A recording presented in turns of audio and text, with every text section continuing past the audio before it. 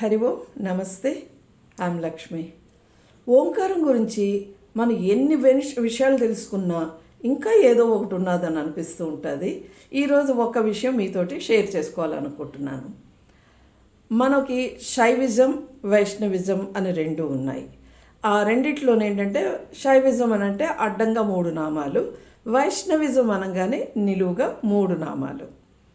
ఇప్పుడు అడ్డంగా ఉన్న శైవిజం అడ్డనామాలు అనుకునేటప్పటికి మొదటి గీత అకారం, రెండో గీత ఉకారం, మూడో గీత మకారం, అంటే ఆవూమి.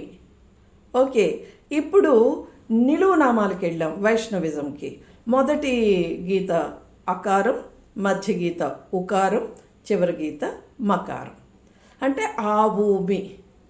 ఇటు ఇలాగ ఆవూమి అయినా, ఇలా నిలువుగా ఆవూమి అయినా ఏమైందండి? ఓంకారం. మనకి ఓంకారంలో 3 అక్షరాలు ఉంటాయి కదండి, అకార ఉకార మకారాలు.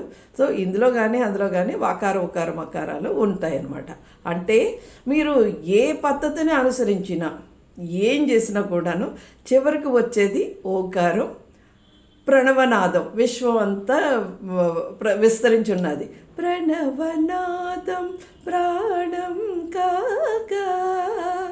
అవునా? హరి ఓం. జై హింద్.